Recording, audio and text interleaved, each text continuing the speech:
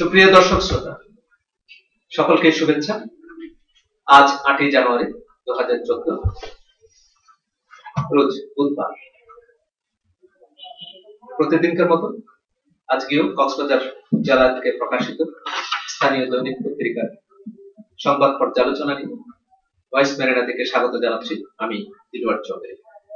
আজকে আমাদের স্টুডিওতে অতিথি হিসেবে উপস্থিত রয়েছেন প্রাইমারি ট্রেনিং ইনস্টিটিউটের অবসরপ্রাপ্ত সুপারিনটেন্ডেন্ট বিশিষ্ট শিক্ষাবিদ জনাব রাজবিহারী চৌধুরী। জনাব রাজবিহারী চৌধুরী, আপনাকে স্বাগত। ধন্যবাদ। আচ্ছা, প্রথমেই আমরা পত্রিকার শিরোনামগুলো দেখি। দৈনিক সমুদ্র বার্তা, রাষ্ট্রপতির সাথে প্রধানমন্ত্রীর সাক্ষাৎ, খালেদা তারেকের 2 সুর কাটছে না সংকট, শহরে জেলা প্রশাসন ও পরিবেশ অধিদপ্তরের যৌথ অভিযান, পাহাড়ে অবৈধ বসতবাড়ি উচ্ছেদ, পাহাড় কর্তনকালে আটক 2, টেকনাফে নির্বাচন চলাকালে সহিংসতায় আব্দুল্লাহ সহ 32 জনের বিরুদ্ধে মামলা, টেকনাফ 42 ব্যাটালিয়ন পরিদর্শনে জেলা সেক্টর কমান্ডার, 5.25 কোটি টাকার মাদক দ্রব্য ধ্বংস। দৈনিক রূপসী গ্রাম, উখিয়ায় নৌকা মার্কার সমর্থকরা আতঙ্কে, ছাত্রলীগকে বেধড়ক পেটালো শিবির, জেলা আওয়ামী লীগের বিশাল শুক্রানা ও বিজয় মিছিল, টেকনাফে 4.5 কোটি টাকার মাদক ধ্বংস।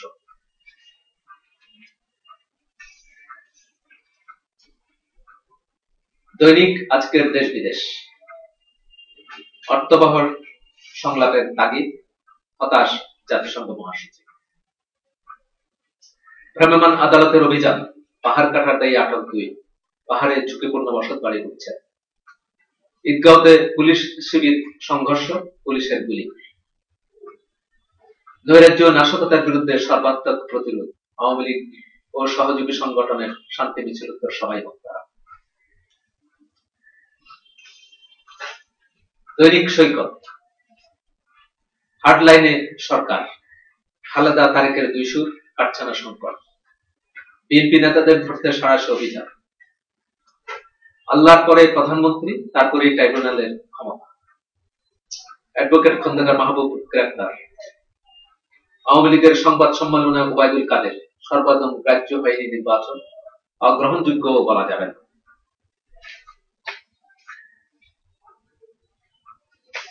দৈনিক আজকের কক্সবাজার, খালেদা তারেকের 2 সুর, নৌকার বিজয় মিছিলে হাজারো জনতার ঢল, স্বাভাবিক হয়ে উঠছে কক্সবাজার।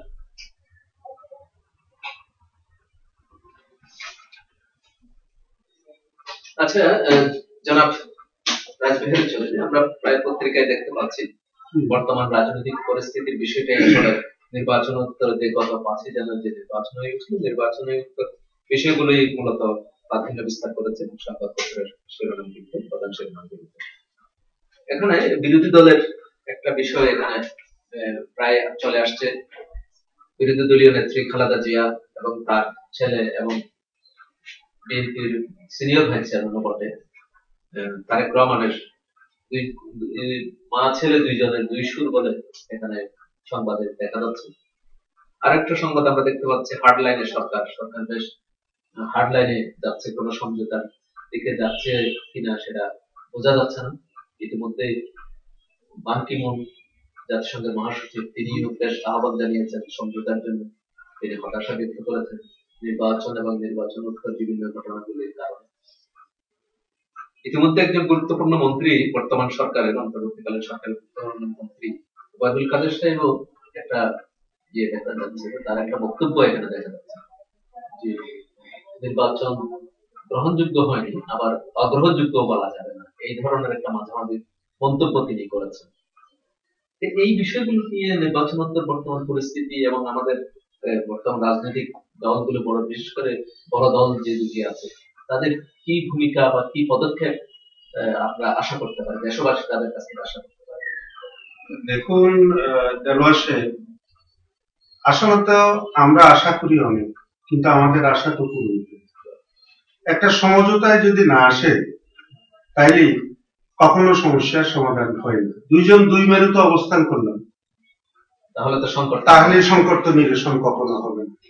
এটাই আমার চিন্তার বিষয় যে আমরা বাংলাদেশের রাজনীতি, আমরা রাজনীতিতে বড় দুঃসময় অতিক্রম করছি।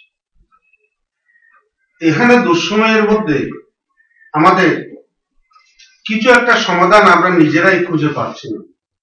দুইজন যদি দুই মেরুতে থাকে তাহলে মিলন হবে কি করে? একজন চাচ্ছে ক্ষমতাকে আপনার এই যে কনস্টিটিউশনালি এটাকে ধরে রাখার জন্য, আবার অন্যরা বলছে না কনস্টিটিউশন বড় না মানুষের জীবন বড়, দেশের সম্পদ বড়। তো দেশের কথা হচ্ছে দেশের সম্পদকে আমরা নষ্ট করবো কেন? আমার দেশটা হলো আগে। আমি একটা কথা আছে যে ধর্ম হলো যার যার, রাষ্ট্র হলো সবার। রাজনীতিতেও তাই। রাজনীতির মধ্যে আমার একটা মনোভাব, আমার চিন্তা চেতনা, আমি জনগণকে বুঝাবো, সেই অধিকার আমার আছে। বিরোধী দলের আছে, প্রত্যেক দলের আছে। একটা জিনিস তো ব্যক্তির চেয়ে দল বড়, দলের চেয়ে দেশ বড়। দেশ বড়, হ্যাঁ, এটাই তো বড় কথা। আপনি অধ্যাপক মানুষ ভালো জানেন। তো দেশটা হলো বড়। তো আমরা দেশের সম্পদ, এই যে মানুষগুলো চলে যাচ্ছে, আমি যেমন বেঁচে থাকতে চাচ্ছি, আরেকটা মানুষ যে দপদপ পুরে ছাই হয়ে গেল, জীবনটা চলে গেল, তারও তো বাঁচার অধিকার আছে। সেও তো বাঁচতে চেয়েছিল, সেও তো জীবনে বেঁচে থাকার জন্য সবাই চায়, একটা পিপিলেখা থেকে ওইরাবো পুষ্টি পর্যন্ত সবাই তো বাঁচতে চায়। কাজে যারা অসহায়ের মতো জীবনটা দিচ্ছে অগ্নিদগ্ধ হয়ে, তাদের তো বাঁচার স্বাদ আছে, আকাঙ্ক্ষা আছে। আচ্ছা, এই পরিস্থিতিতে কি আপনি মনে করছেন এই প্রধান দুই দল, বিশেষ করে সরকারি দল এবং বিরোধী দল, এই দুটোর মধ্যে কোনো প্রকারের সমঝোতা হওয়ার কোনো ইঙ্গিত কি পাচ্ছেন তাদের আলাপ আলোচনা? কারণ আমরা কিছু কিছু পত্রিকা দেখতে পাচ্ছি যে খালেদা জিয়া এখনো আলোচনার জন্য রাজি, এই ধরনের একটা কথা।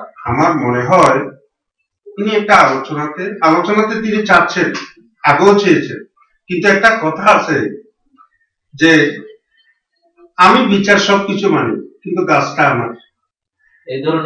এই ধরনের যদি উভয় পক্ষের পরিস্থিতি হয় তাহলে তো কখনো দেশের সমস্যার সমাধান হবে না। আর যদি এই সমস্যার সমাধান না হওয়ার কারণে আমাদের দেশটা কোথায় গিয়ে পৌঁছতেছে, যে দলেই ক্ষমতায় যাক না কেন, এই খেসারতটা তাকে দিতে হবে। দেশের সম্পদ, কোটি কোটি টাকার সম্পদ নষ্ট হয়েছে, আমার গাড়ি সেটা রাষ্ট্রের গাড়ি, আমাকে গাড়ি আনতে হবে। কাজেই আমার সম্পদ রাষ্ট্রের সম্পদ, রাষ্ট্রের সম্পদ আমার সম্পদ, এই বোধটা যদি আমাদের মধ্যে না আসে তাহলে আমরা স্বাধীন হয়ে আমাদের লাভ কি? আমরা কি স্বাধীনতা পেলাম? স্বাধীনতার মূল অর্থ হচ্ছে নিজের অধীন। আমি নিজের অধীন, অর্থাৎ আমার মত আছে, আমি নিজের দ্বারা নিজে নিয়ন্ত্রিত হচ্ছি, ইচ্ছা মতো যে কোনো কিছু করা তো যায় না।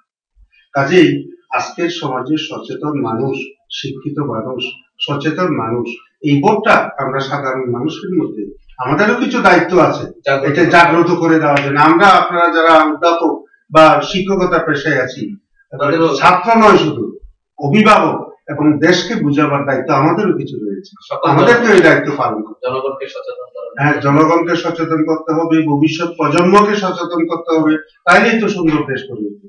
দৈনিক কক্সবাজার, আলোর মুখ দেখছে রেল লাইন প্রকল্প, যেখানে সন্ত্রাস ও নৈরাজ্য সেখানেই প্রতিরোধ, জাপাই বিরোধী দলীয় প্রস্তুতি চূড়ান্ত। দৈনিক সাগর দেশ, জেলায় মধ্যবিত্তদের আবাসন প্রকল্পের ফ্ল্যাট হাতিয়ে নিল উচ্চবিত্ত, কেউ জানে না আবেদন গ্রহণের তারিখ। বিএনপি শীর্ষ পর্যায়ে নেতা সহ সারা দেশে গ্রেফতার অভিযান, পলিটেকনিক ইনস্টিটিউটে ছাত্রলীগ ও শিবিরের সংঘর্ষে আহত 5। দৈনিক সমুদ্র কণ্ঠ, টানা হরতাল অবরোধ, কক্সবাজারের 10,000 পরিবহন শ্রমিকের দুঃসহ মানবতার। নির্বাচনের বিরুদ্ধে আন্তর্জাতিক চাপ আসতে শুরু করেছে, কক্সবাজার পলিটেকনিক ক্যাম্পাসে ছাত্রলীগ শিবির সংঘর্ষে আহত। ঈদগাঁওতে পুলিশের সাথে জামায়াত শিবিরের সংঘর্ষ, ফাঁকা গুলি বর্ষণ, পুলিশ সহ আহত 8, আটক 6।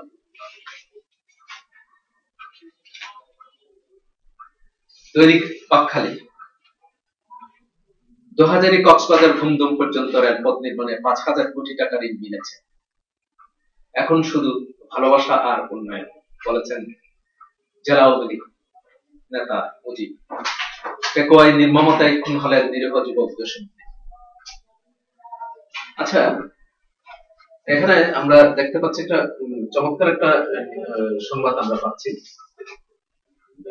পত্রিকা দেখা যাচ্ছে 2000 থেকে কক্সবাজার বন্দর পর্যন্ত বর্তমান সরকার ক্ষমতায় আসার পরে 2008 সালে ক্ষমতায় আসার পরে 2010 সালের দিকে একটা ভিত্তিপ্রস্তর স্থাপন করেছিল রেল লাইন। দীর্ঘদিন সেটা কোনো আলোর মুখ দেখেনি, দীর্ঘদিন সেই স্থাপনা বা সেই ভিত্তিপ্রস্তরটাই আমাদের দিকে শুধু তাকিয়ে থাকে করুণ দৃষ্টিতে। আমিও তাই চিন্তা করি, আমরা পথচারীর করুণ দৃষ্টিতে তার দিকে তাকাই দেখি কবে সেই আলোর মুখ দেখবো, কবে সেই। এখন একটা সুসংবাদ আমরা দেখতে পাচ্ছি, একটা নতুন সম্ভবত এশিয়ান ডেভেলপমেন্ট ব্যাংক নতুন ঋণ অনুমোদন করেছে, প্রায় 5,000 কোটি টাকার কথা বলা হচ্ছে এখানে ঋণ মিলেছে। এই ব্যাপারে আপনার আর আমার এই ব্যাপারে আমার কিছু কথা বলার আছে। ঋণ আমরা আনি বিদেশ থেকে, আমরা তদবির করে ঋণটা আনি। আমাদের যারা সমাজের প্রধান, আমাদের রাজনীতির যারা প্রধান, আমরা ঋণ নিয়ে আসি, সেই ঋণের টাকাটা যথাযথ সঠিকভাবে আমাদের দেশে সাধারণত প্রয়োগ হয়। এটা আমার বড় দুঃখ। আমি তো 68-9 থেকে শিক্ষকতায় আছি, কাজেই মুক্তিযুদ্ধ থেকে গণঅভ্যুত্থান আন্দোলন, স্বাধীনতার পরের কথা, পূর্বের কথা আমি কি কিছু সশক্তই দেখেছি। তখন তো যুবকই ছিলাম। তা এখন দেখতেছি প্রায়শই স্বাধীন হবার পরে, আগেও ছিল, আমরা যে ঋণটা আনি, ঋণের এই যে ভিক্ষা বা ঋণের এই যে টাকাটা, সাহায্যটা সঠিকভাবে আমাদের দেশে কখনো ব্যয় হয়ে যায়।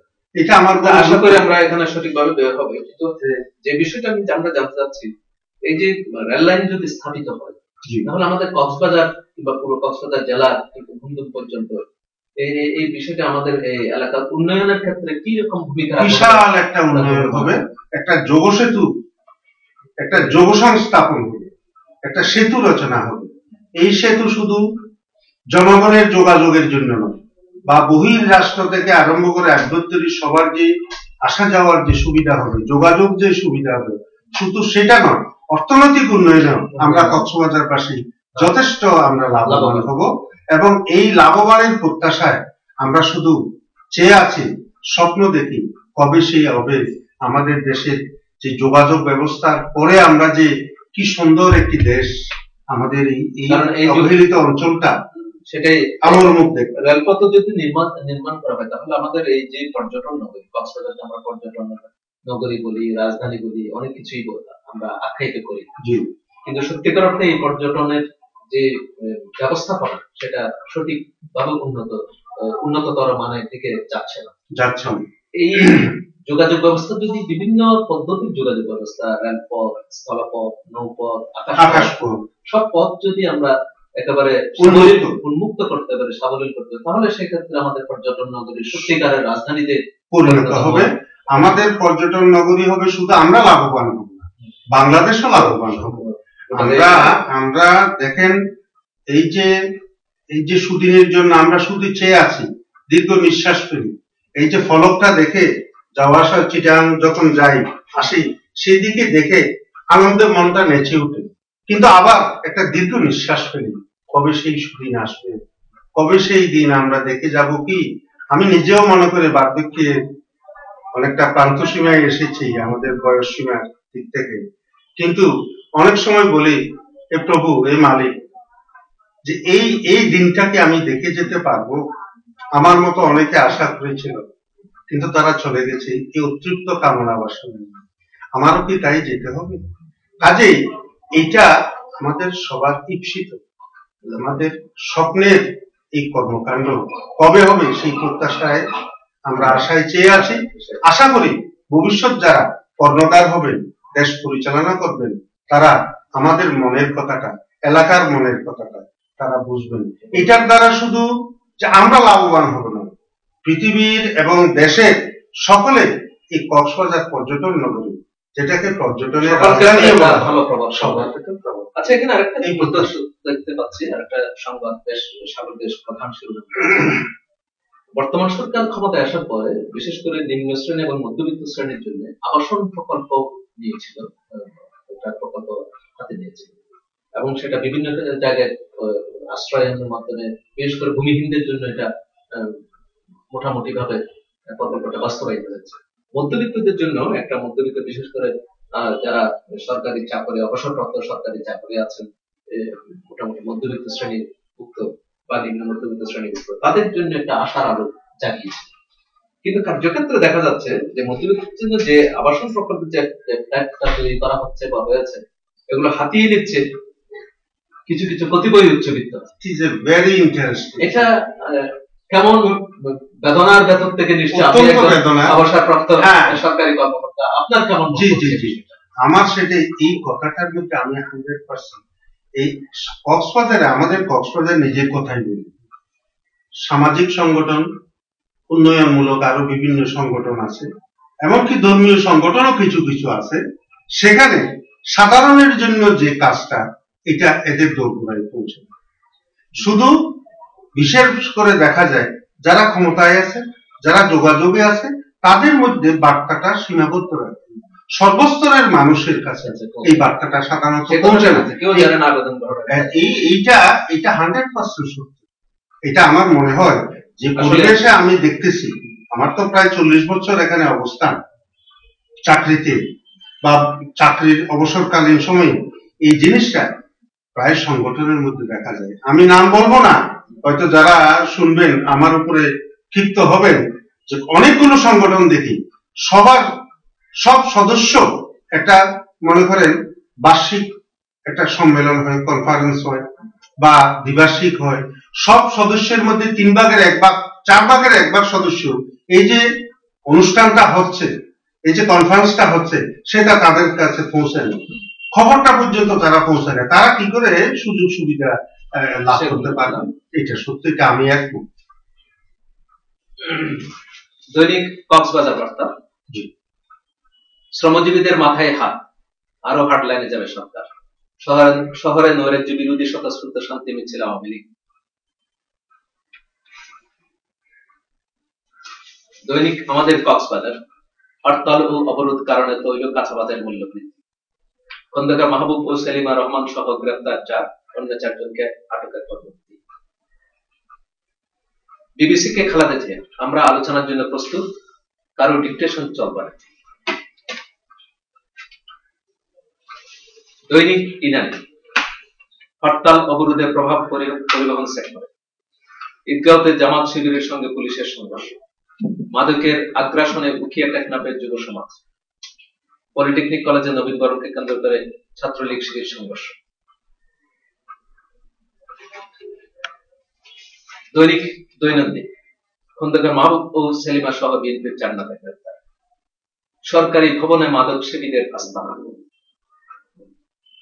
নির্বাচনের দিন টমটমে আগুন, টেকনাফ থানা বিএনপির সম্পাদক সহ 30 জনের বিরুদ্ধে মামলা।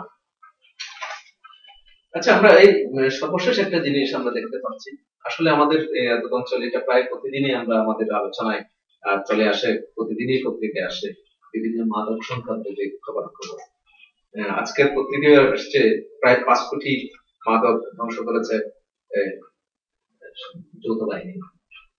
এখানে একটা জিনিস দেখতে পাচ্ছি, সরকারি ভবনে মাদক সেবীদের আস্তানা, এবং এই সরকারি ভবনটা আপনি প্রাথমিক ট্রেনিং ইনস্টিটিউটের একজন ছিলেন, প্রধান ছিলেন, সাবেক অবসরপ্রাপ্ত প্রধান।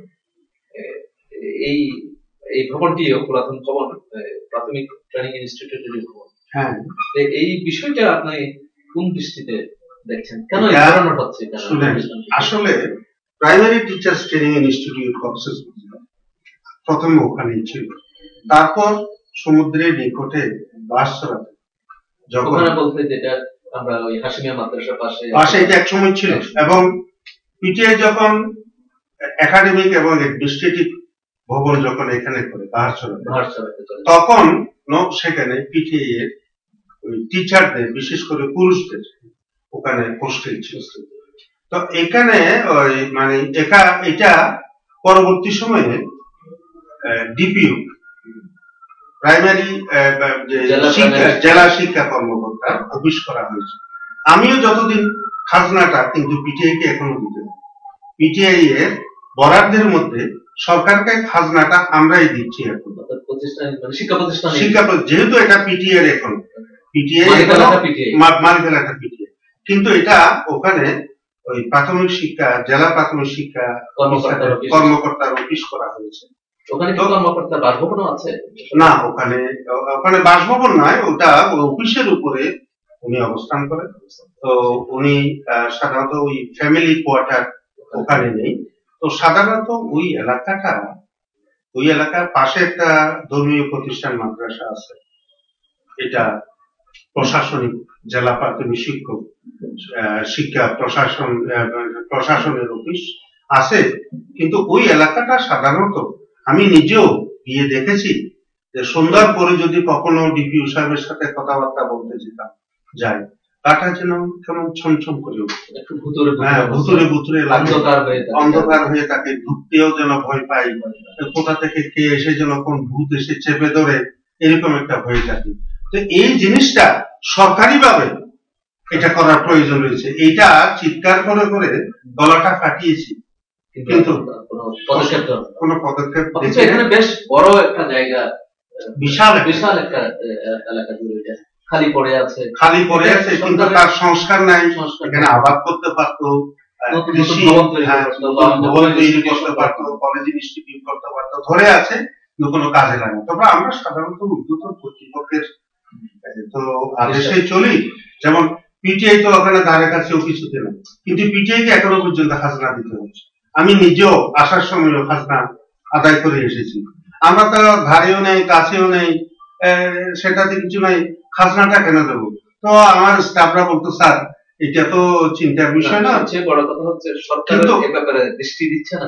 দৃষ্টি দিচ্ছে আমরা যারা অফিসার আছি, কর্মকর্তা আছি, আমাদের সরকার তো আর এটা সামনে নিয়ে বসেনি, আমাদেরকে তো সেটা দেখিয়ে দিতে হবে। এই যে বিশাল জায়গাটা, বাংলাদেশে জায়গার অভাব আছে, জনসংখ্যা বৃদ্ধি, অফিস আদালত কত ভাড়া নিয়েও বাসায় করতে হয়, ভাড়া ঘরে করতে হয়। কিন্তু এদিকে আমরা দৃষ্টিটা, আমরা যারা কক্সবাজারবাসী আছি এবং কর্মকর্তা যারা আছি, সরকারের দৃষ্টিগোচর করিয়ে দিতে হবে। এই জিনিসটা আমাদের উদ্যোগ গ্রহণ করতে হবে। আমরা নিজেরাই সচেতন ভাবে এটা দেখিয়ে দিতে হবে যে সরকার দেখো এইটা, এই জায়গাটা এই চমৎকার একটা জায়গা, আমরা তো দেখি চমৎকার, কিন্তু রাতের বেলা ভুতুরে পরিবেশ, বিকট কারণেই এই ধরনের মাদকের কার্যক্রমের একটা আত্মতা করে। আর যারা জেলা শিক্ষা কর্মকর্তা যারা আসেন, আমার মনে হয় তারাও একটু ভয়ে থাকে।